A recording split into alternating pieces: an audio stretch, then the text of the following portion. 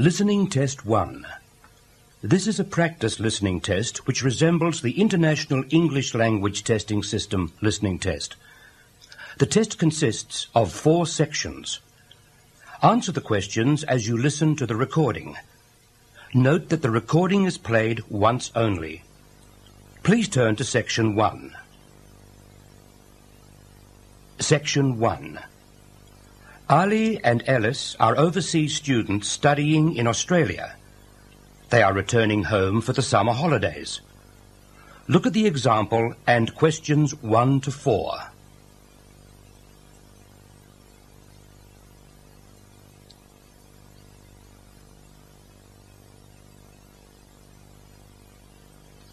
For each of the questions, 4 pictures are given. Decide which picture is the best match with what you hear on the tape and circle the letter under that picture. First, you have some time to look more carefully at questions 1 to 4.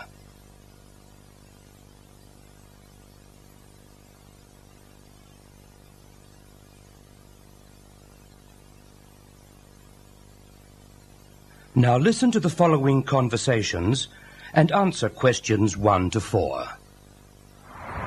That'll be $13. Right. There's your change. Have a nice trip. Oh, I'll just get your bags out of the boot. Thank you very much, driver.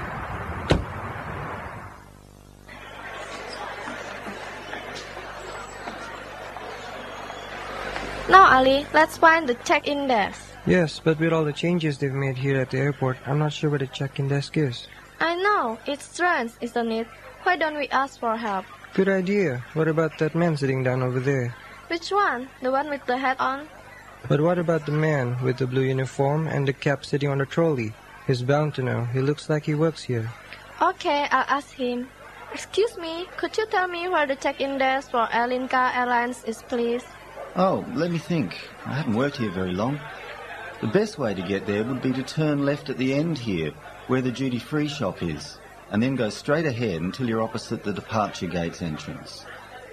Sorry. It might be quicker to turn right as soon as you get past the duty-free shop, and keep going along the corridor until you come to the sliding doors at the end. On the left, yeah, that's it. All the check-in counters are in a hall there. I'm pretty sure Air Linka is directly to your left as you walk in the hall. Thanks a lot. So it's left past the duty-free, and then right opposite. The coffee shop. You can't miss it. Come on then, Alice. We don't want to be late, and I want some time to get a cup of coffee and visit the duty-free shop. Okay, Ali, but I want to go to the restroom first. I'll meet you at the check-in desk. Ali now speaks to the clerk at the check-in counter. Listen to the conversation and fill in the information on the excess baggage form in the spaces numbered 5 to 13. First, you have some time to look at the form.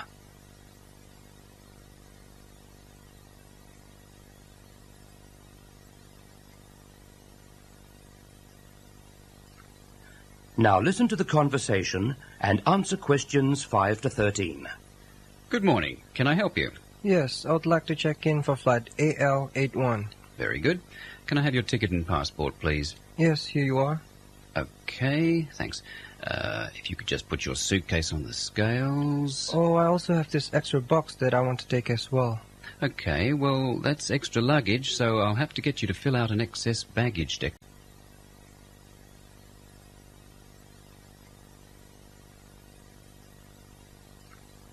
Now listen to the conversation and answer questions 5 to 13. Good morning. Can I help you? Yes, I would like to check in for flight AL81. Very good. Can I have your ticket and passport, please? Yes, here you are. Okay, thanks. If you could just put your suitcase on the scales. Oh, I also have this extra box that I want to take as well. Okay, well, that's extra luggage, so I'll have to get you to fill out an excess baggage declaration certificate. It'll cost extra, I'm afraid. Let's see, $90 exactly. Oh, well, what's the form for? It's just a form you have to fill out so that if there are any problems, we'll know where you are and how to contact you. So if you can give me a few details, I'll key in the information. Okay, then. Now, your passport says your name is Tampabalon. Is that right? Yes, Ali Tampabalon. Ali, T-A-M-P... A-B-A-L-O-N. Good. Now, nationality, Indonesian... No, wait a minute. It's a Malaysian passport. Well, yes, I live in Indonesia now, but I was born in Malaysia. Malaysian. Very good. Flight number, AL81. Destination is... Jakarta. Are you connecting with any other flight in Jakarta, or will you be staying there? No, I'm spending my vacation in Jakarta. Well, Bogor, just outside Jakarta. Okay, so what's the phone number there? Let me think. The area code for Bogor is 72, and the number is 881453. Right, so that's 72881-453. Yes, that's it. And can you tell me briefly what you have in the box? Well, there are some books, just university textbooks from last semester, some clothes, and, oh yeah, my computer disks. Okay, thank you. And what would be the approximate value of the contents? Oh, quite a bit actually, about $400. That's all. There's your receipt for the box, your passport and ticket, and here is your boarding pass, Gate 7. You can board the plane in about 35 minutes. Have a nice flight. That is the end of Section 1. You now have 30 seconds to check your answers to Section 1.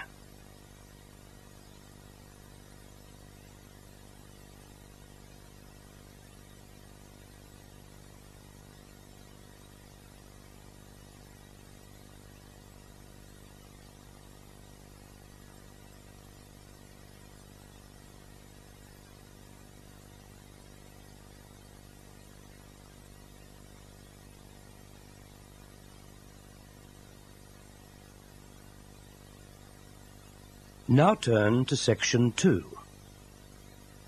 Section 2. You will now hear a short news item. Fill in the gaps in the summary of the news item with the correct word or phrase, according to what you hear.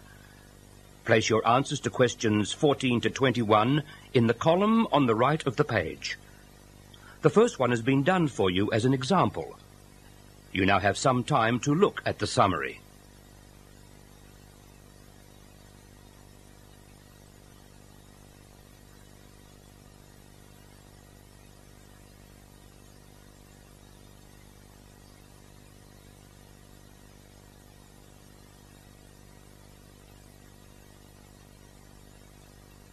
Now listen to the news item and answer question.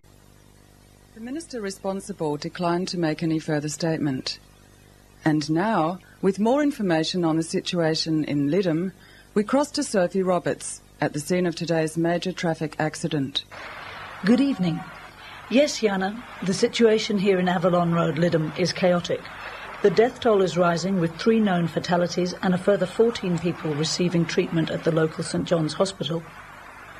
A few moments ago, I spoke with the police rescue officer in charge, Commander McManus, who told me that it would be at least 2 hours before the northbound lane was reopened and even longer for the southbound lane that is still strewn with vehicles.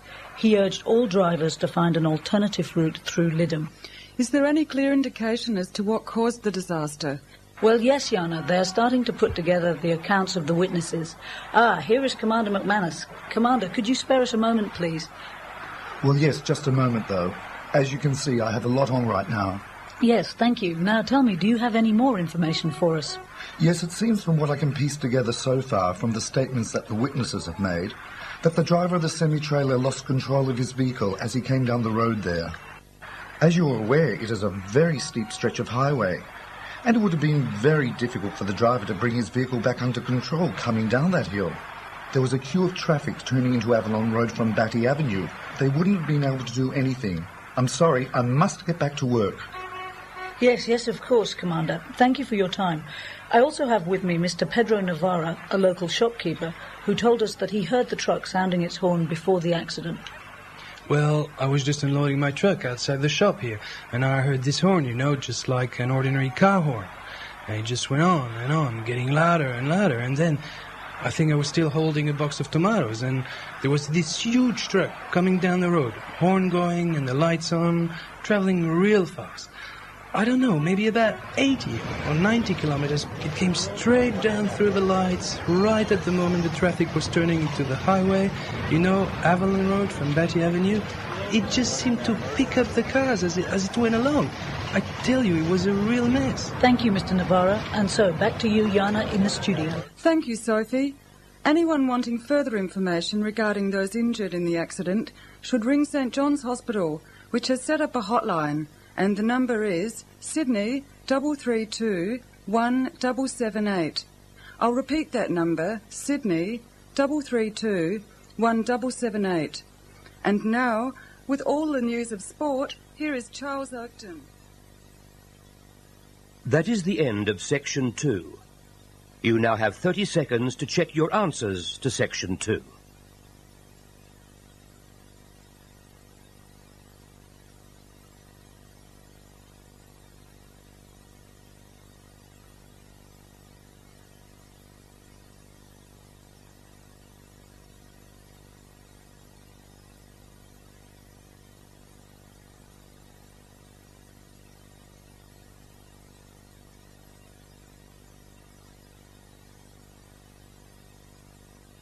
Now turn to Section 3. Section 3. Next, you will hear an interview on the radio. Write a word or a short phrase to answer each of the questions numbered 22 to 33. First, you have some time to look at the example and questions.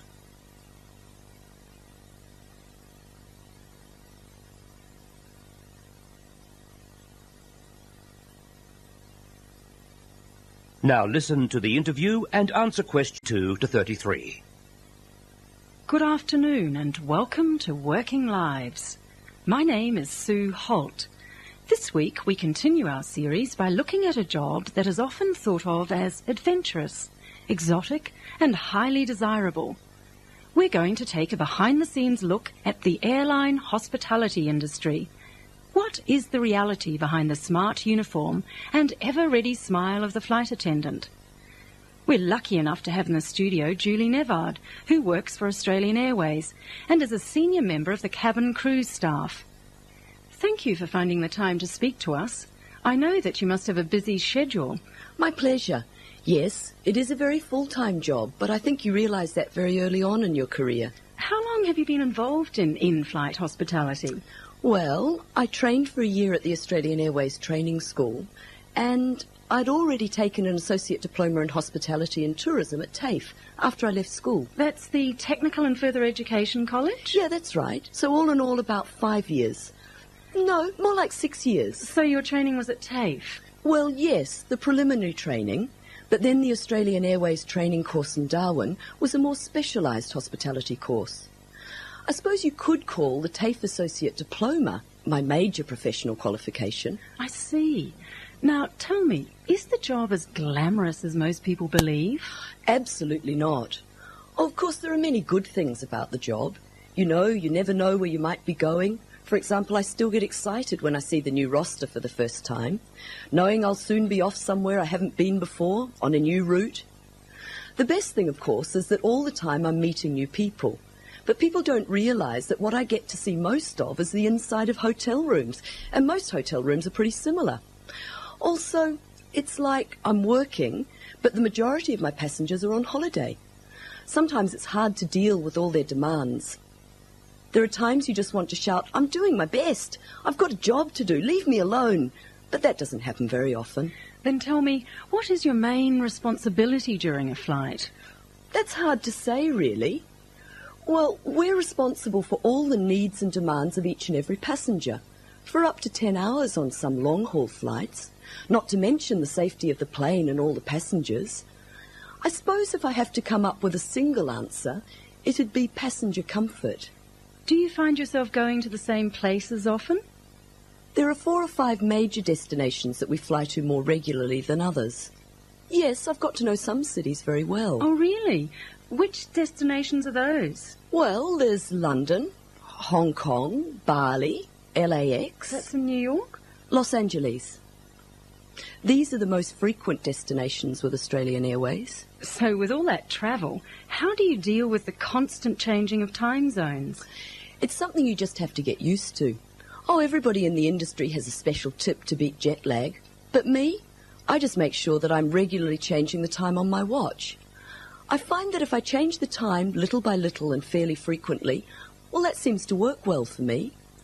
You see, I have two watches. The one I'm constantly adjusting and the one with the original time at departure. That sounds like a good idea. So, have you seen many changes in the type of services you offer? Oh, yes. These days the competition is much tougher. I suppose the result is that the consumer, the traveller, has a much better deal. Well, the seats are bigger, more comfortable than they were 10 years ago. The in-flight entertainment, the films. Now they're all recent release blockbusters. They weren't 10 years ago. But the two biggest improvements were with the smoking restrictions and the upgrading of the meals. Oh, right. Tell me about these two changes. Yes. The restriction on smoking on some routes and the banning of smoking on others has had a twofold benefit. Firstly, the atmosphere is much more pleasant. And secondly, the fire risk is greatly reduced. You know, we used to have people dropping cigarettes, burning the seats. Dreadful fire risk, can you imagine? Terrible. I, for one, never understood why anyone was ever allowed to smoke on aeroplanes in the first place. And the meals? Ah, with so many carriers vying for passengers on the same route, you just have to offer more. Vegetarian meals, choice of 2 hot meals, interesting exotic gourmet food. All this is now commonplace in our economy class galleys. And for the business and first-class passengers, the food is as good as in any world-class restaurant. Top chefs, great presentation, nutritious ingredients. Really quite lovely. And finally, what advice or words of warning would you give to school leavers considering a career in this industry? That's a difficult question. Let me think. I'd say think long and hard about why you want to do it. It's not all glamorous, and it can be very hard work. It affects your family and your social life. I mean, I don't have any social life to speak of, unless it's with my colleagues at the airline. But all the same, it remains a rewarding and challenging career. You certainly never get bored. Julie, it's been fascinating talking to you. Thank you for your time.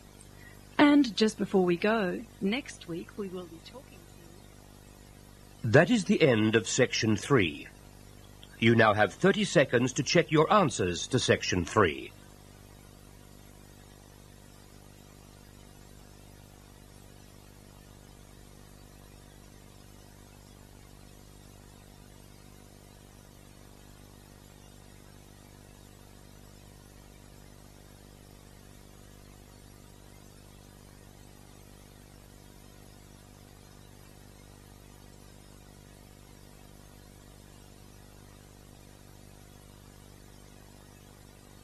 Now turn to Section 4. Section 4. You will hear part of an introductory seminar given at a hotel management school. Choose the most suitable of the answers given for each of the questions numbered 34 to 42. First, you have some time to look at the example and questions.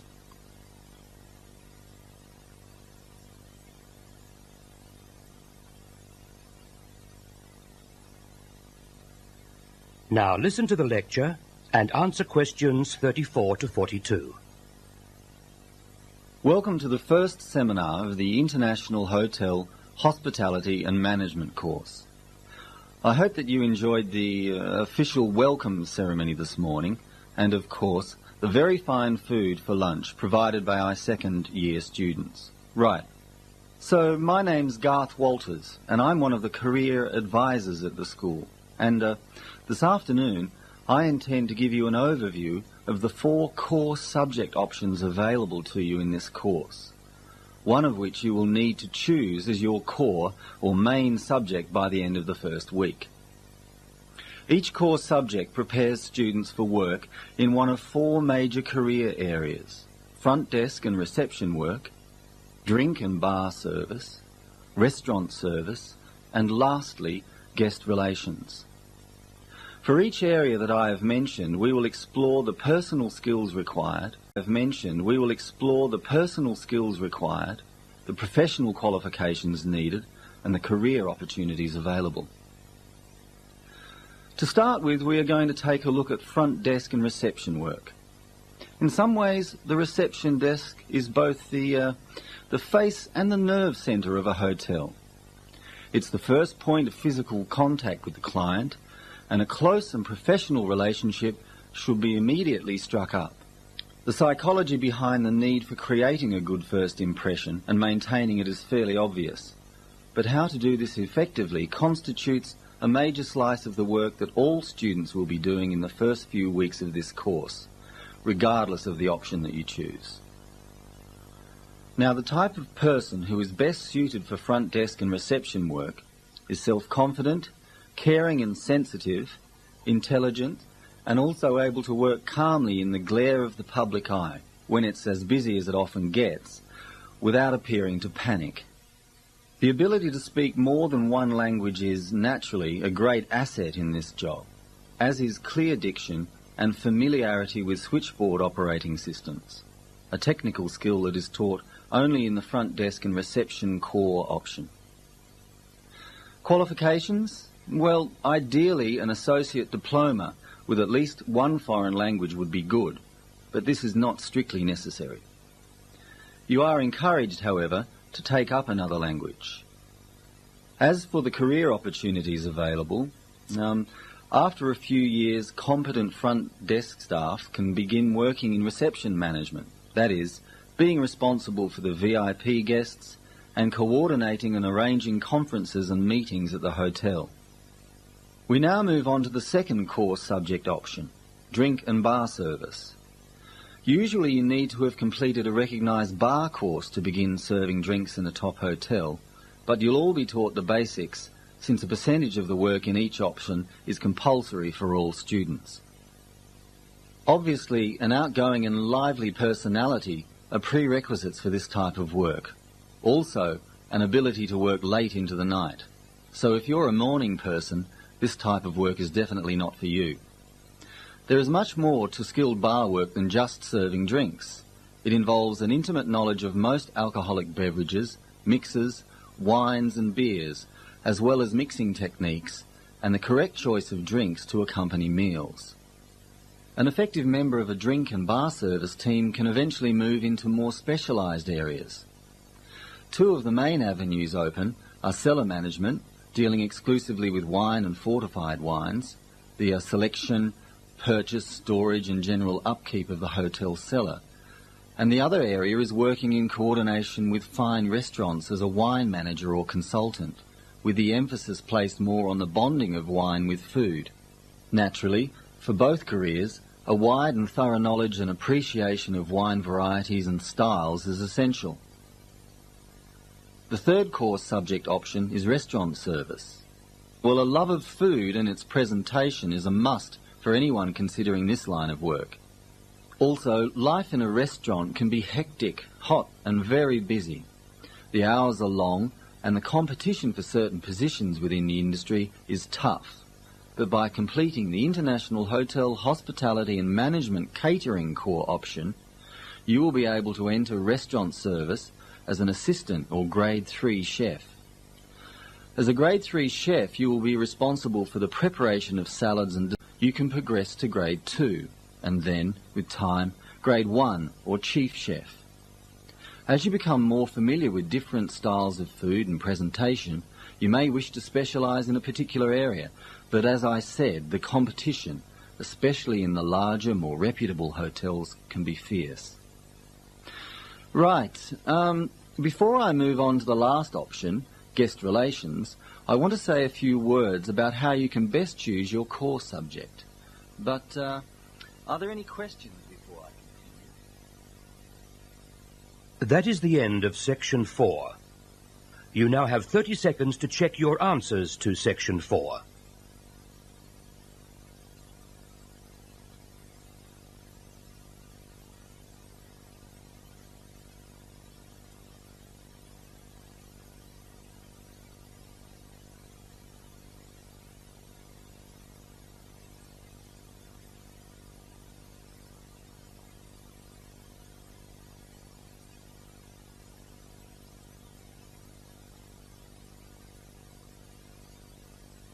You now have 1 minute to check your answers for the entire test.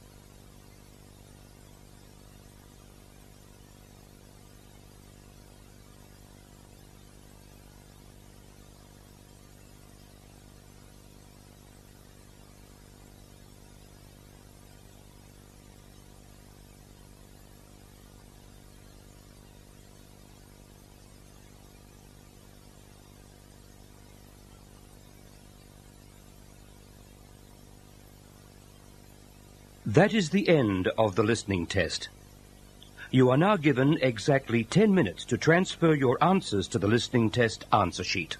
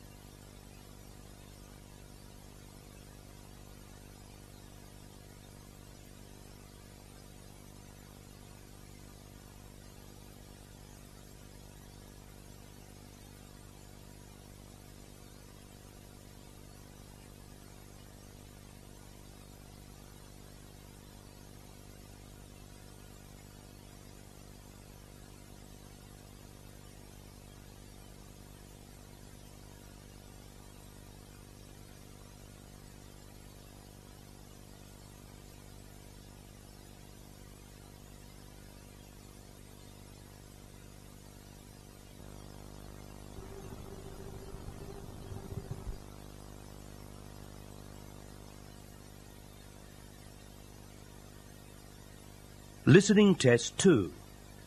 This is a practice listening test which resembles the International English Language Testing System listening test. The test consists of 4 sections. Answer the questions as you listen to the recording. Note that the recording is played once only. Please turn to Section 1. Section 1. Ava is an overseas student who has just enrolled at the National Business College. Her friend John meets her on enrollment day. Look at the example and questions 1 and 2.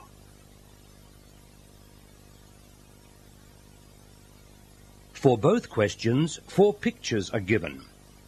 Decide which picture is the best match with what you hear on the tape, and circle the letter under that picture. First, you have some time to look more carefully at questions 1 and 2.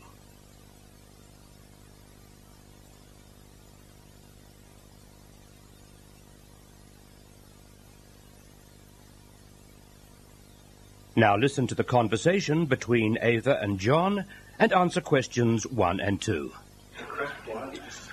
Hi, Ava. I see you've just enrolled. Oh, hi, John. Yes, it didn't take long. What about you? Oh, because I've re-enrolled for another year, I don't have to be here until this afternoon, but I thought I'd come along and help. Oh, that's very kind of you, John. Maybe you could help me with this elective class timetable. It's for students who need more English practice like me. Yeah, it's a good idea. It's on Fridays, and I have to choose which timetable is best for me. There are 4 to choose from. Here, take a look. Oh, I see. Well, what do you need? I need everything, but especially writing practice. Well, do you want to go to the writing skills class in the morning or the afternoon?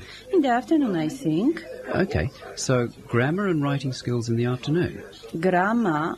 Oh, no, I don't want to study grammar. Well, in that case, reading and writing in the morning, followed by pronunciation, then listening and speaking in the afternoon. I don't think my pronunciation is too bad, do you? No, you speak very clearly. Yes, but I do need more vocabulary. If you study vocabulary in the morning, you have to study grammar in the afternoon. What about listening? Oh, yes, I certainly need to practice more listening. Then your best choice would be to study listening and vocabulary in the afternoon And writing, reading and grammar in the morning. Do I have to take grammar? Well, if you want to improve your writing... Yes, I suppose you are right. And, writing class, first lesson in the morning? I'm afraid so. How's your reading, Ava? Oh, I'm a bit slow. Yes, I think I will study writing, reading and grammar in the morning. And listening and vocabulary in the afternoon. Good choice. Now, what do you have to do? Oh, just give this form to my tutor tomorrow. Do you have any classes today? There's a special introductory English class for foreign students later this morning. Oh, right. It's 9:05 now. What time's the class? We have to be at the function room at 11 a.m. We've got time, so why don't I take you down to the student centre? Okay, but it's actually 9:30. Come on, then. John and Ava continue their conversation in the student centre. Choose the most suitable of the answers given for each of the questions numbered 3 to 7. First, you have some time to look at the questions.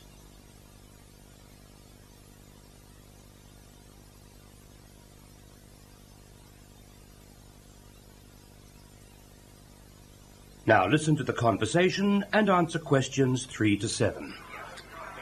John, how many years have you been studying at the college? This is my second year. I started, 1 year ago. Tell me again, what is it that you're studying? Computing, isn't it? Basic programming? Yeah, computer programmer after I graduated from university. So why are you doing basic programming? No. Advanced programming. Right. Well, here we are at the student centre. Oh, it's huge. Yeah, well, it has to be. There are 500 students on campus and 50 staff. Oh, look, there are some information about clubs. I'm already a member of the table tennis club and the scuba diving club. Do you want to play table tennis? I'm not much good, I'm afraid. What else is there? Surfing, tennis, hang gliding. What about scuba diving? How much is it to join? For second-year students, it's cheaper, only $10. But for first-year students, it's $20, I think. Do you want to become a member? I joined last year. Why not? Okay. Now let's go to the student information office. Over here. At the student information office, Ava wants to join the scuba diving club. She has to give information about herself to the clerk. Listen to the conversation and complete the information on the club registration form in the spaces numbered 8 to 14. First, you have some time to look at the form.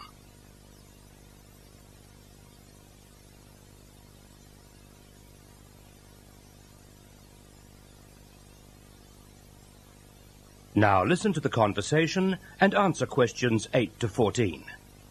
Hello. My friend Ava is a new student and she would like to join the scuba diving club.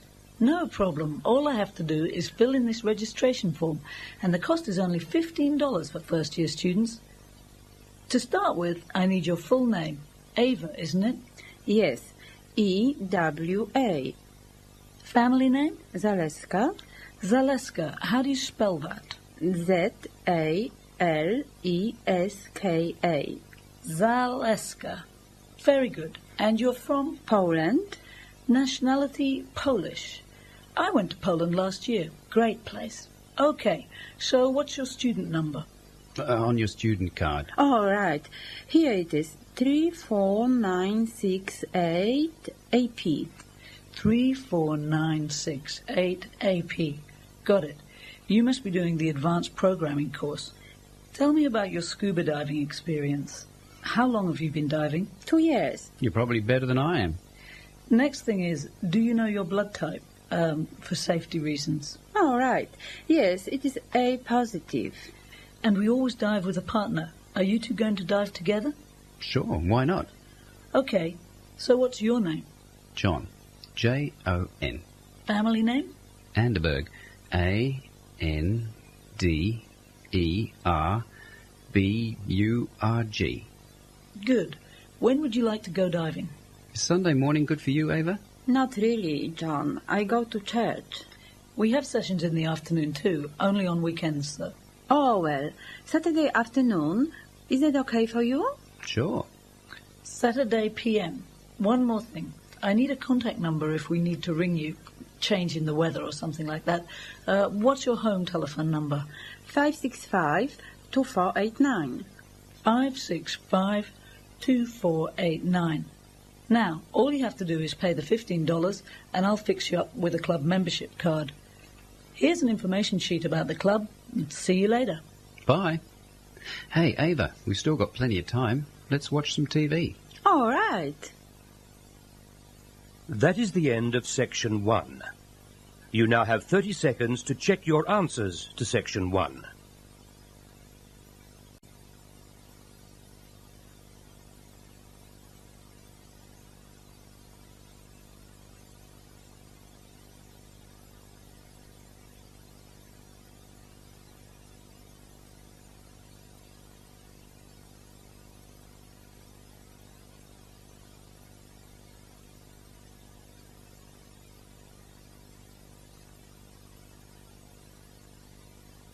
Now turn to Section 2.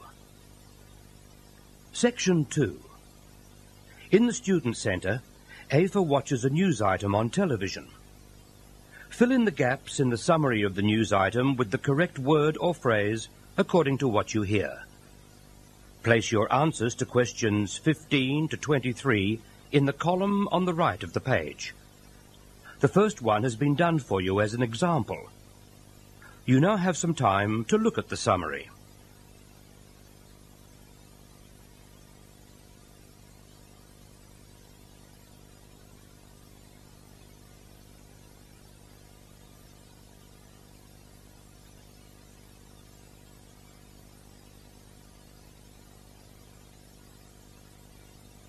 Now listen to the news item and answer questions 15 to 23.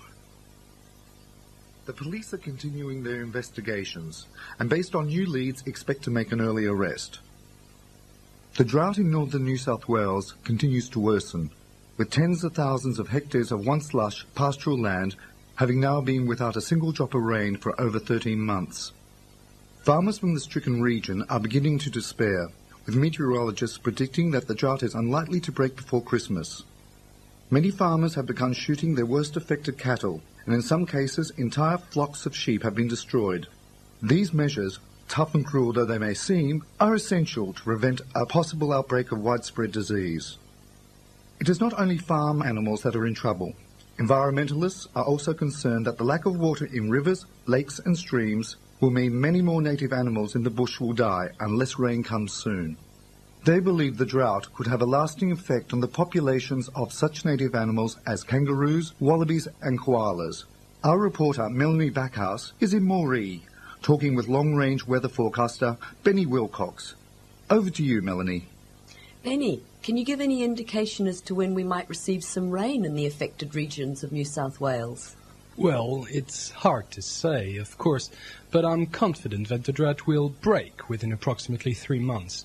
If you look back at the data kept of previous periods of drought over the last 100 years or so, you see a cyclic pattern of severity developing, and we are now at the short end of the last cycle. I'm fairly certain that we'll see some rain either just before or just after Christmas. Let's hope so. Thank you, Benny. Melanie Backhouse from the very hot and dry town of Moree in northern New South Wales. Meanwhile, at the CSIRO laboratories in Sydney, encouraging developments have recently been made in the process of cloud seeding, a process by which clouds can be forced to make rain, and research scientists are to begin conducting trials of a new technique involving lasers later this month. If successful, the state government will be asked to contribute up to $3 million to establish permanent cloud seeding stations in areas most likely to be affected by drought in the future. For many farmers, though, any breakthrough will have come too late. Every week more farming families are being forced to sell their homes, unable to survive financially with little or no income to support them. A special assistance fund has been set up to help drought-stricken families. If you want to send some money, you can do so by calling this number now, 008 65 4713. I'll repeat that number. 008 65 4713. Moscow. Talks today between the Russian delegation and the Vice President of the United States appear to have been successful. That is the end of Section 2. You now have 30 seconds to check your answers to Section 2.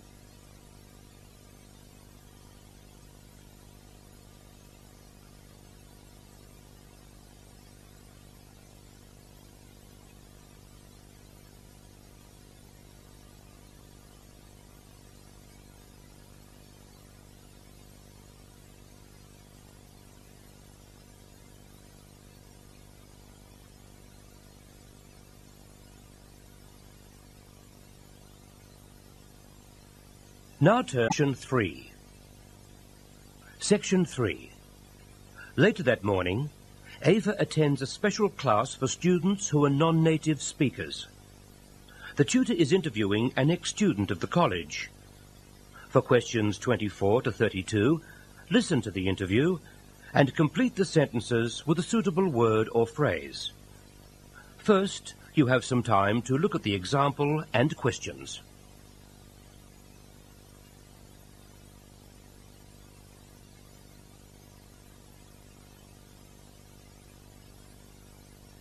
Now listen to the interview and answer questions 24 to 32.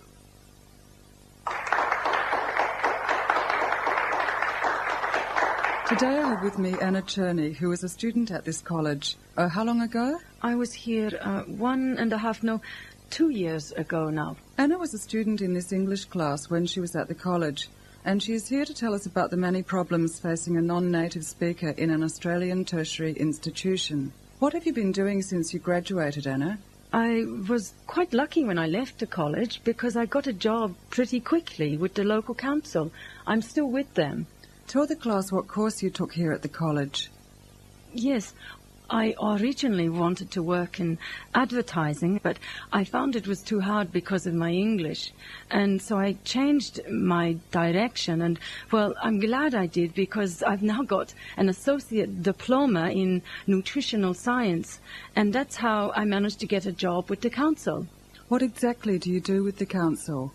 I work with the chief dietitian, making sure that the meals prepared for the Meals on Wheels program are nutritionally balanced. Meals on Wheels provides food for the older people in the community who can't get out of their flat or their house. It's a very demanding job, but I like it. You deliver the food? No. I spend most of my day in a laboratory at the council, but sometimes I talk to older people to find out if the food is tasty enough and that they like it. I spend a lot of time in the kitchens, too, making sure that the food is good quality. What exactly were the problems when you first arrived at the college? I was very shy, you know. I couldn't communicate with the students in my class because most of them were Australian. My English was not very good. But I thought everything was okay until I got the result of my first examination. The tutor was worried why I was so quiet in class. I told her it was because I was afraid to ask a question, and anyway she suggested that I talk to the school counsellor. What advice did the counsellor give? Well, she was very kind and understanding, and I realized that I was doing the wrong course. You have to be an extrovert, you know, outgoing.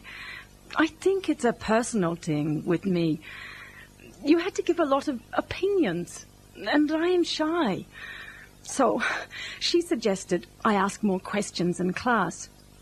So I made it a rule to ask at least 1 or 2 questions every lesson.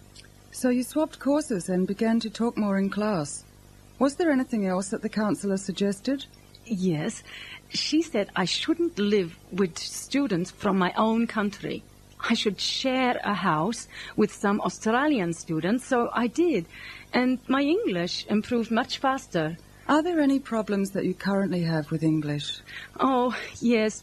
I used to have problems with the technical vocabulary in my field, but you picked that up pretty quickly.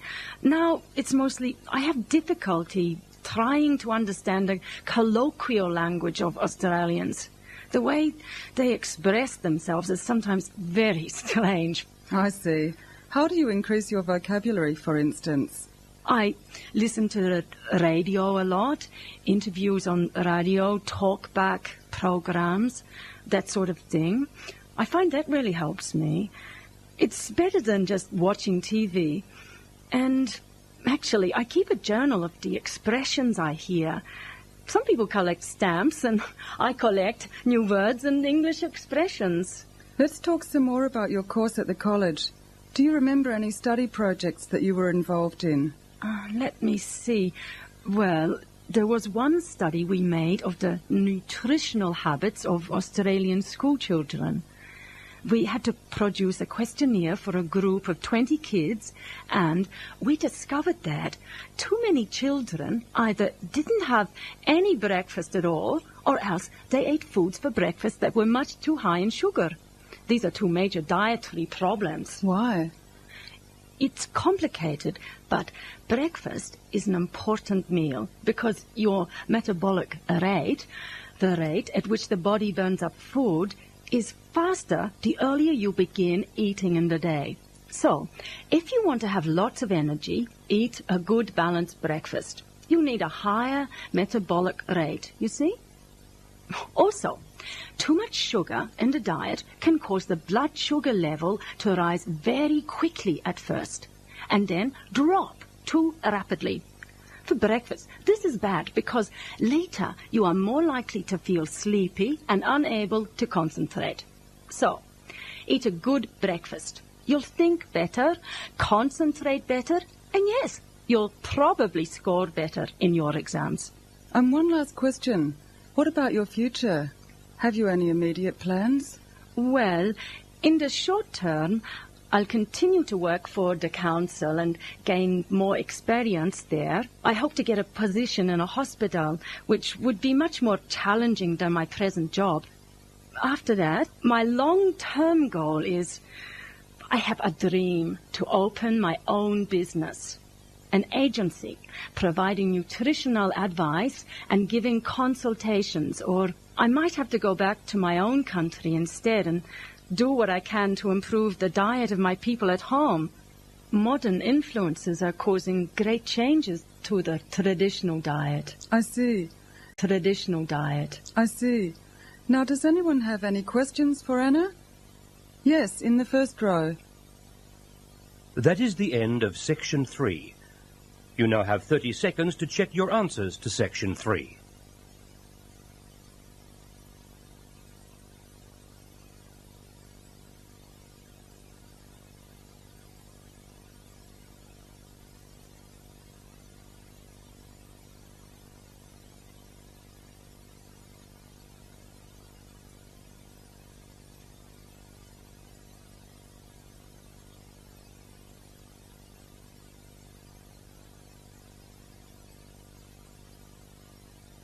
Now turn to Section 4.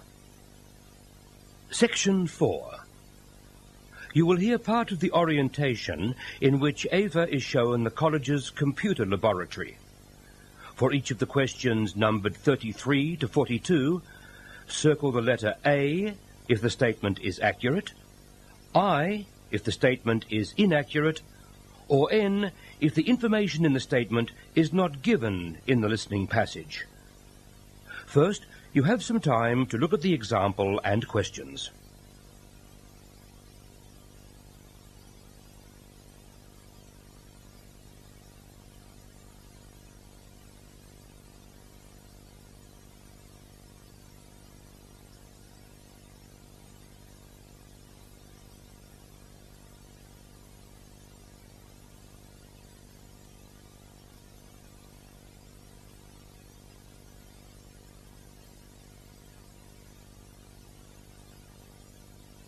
Now listen to the computer laboratory orientation and answer questions 33 to 42.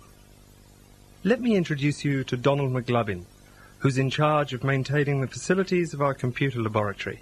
And, over to you, Don.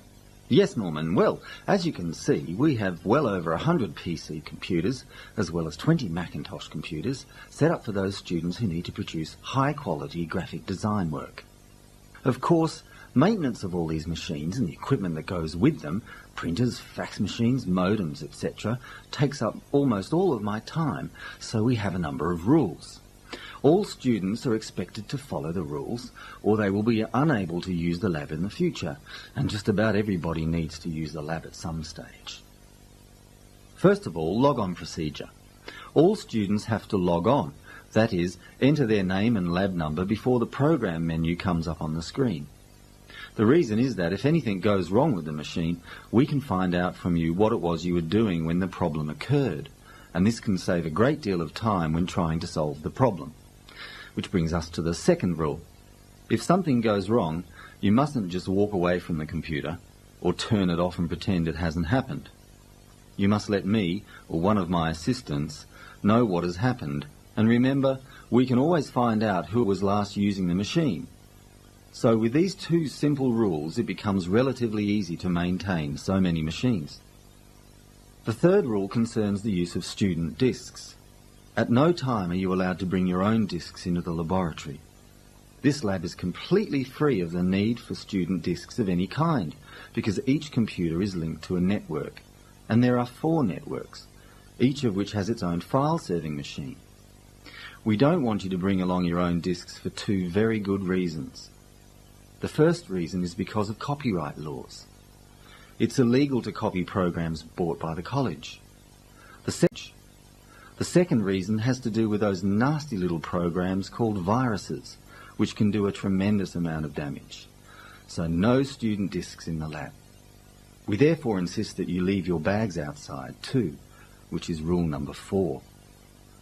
Now, a network simply means a number of computers are linked together. In other words, can share information. There are 3 networks for the PC computers and 1 network for the 20 Macintosh machines. That brings me to the 5th rule. Students must only access the network that is set up for their use. One of the 3 PC networks is only for first-year students to use, over here. Another is only for second-year students, over there along the back wall. And the third network, on the far right, is reserved for third-year student use. The Macintosh computer network is reserved for second and third year students only, unless you are a first year student of the graphic design course. Rule 5, you can only access the network that is set up for your level. All networks have printout capability, and there is a charge of 40 cents per page on the laser printers. The dot matrix printers, which of course do not give such good quality printouts as the laser printers, are suitable mainly for giving a rough copy of your work. They are free for student use during class hours. After hours, a charge of 10 cents a page applies. Now, class hours, as you probably already know, are from 9 in the morning until 3:30 in the afternoon, Monday to Thursday, and until midday on Fridays. The computer lab, however, is open an hour before class begins each day, and until 6 o'clock every afternoon, except for Fridays, when the lab closes at 5. Now, if you need any assistance with the software program you're working on, you can either look in the manuals located on the shelves below each machine, or if you're still having problems, you can ask one of the lab assistants to help out. In addition, there is always help at hand on screen, in most cases simply by pressing function key number 1 at the top left of each keyboard. Well, that's about it. Oh, I forgot to mention the computer lab card, which contains your logon number. By producing your card, you can borrow computer books and manuals from the computer lab library. Okay, that's all I need to tell you at this stage. Back to you, Norman. Thanks, Don. Right, next on the right we come to the audio-visual laboratory. That is the end of Section 4. You now have 30 seconds to check your answers to Section 4.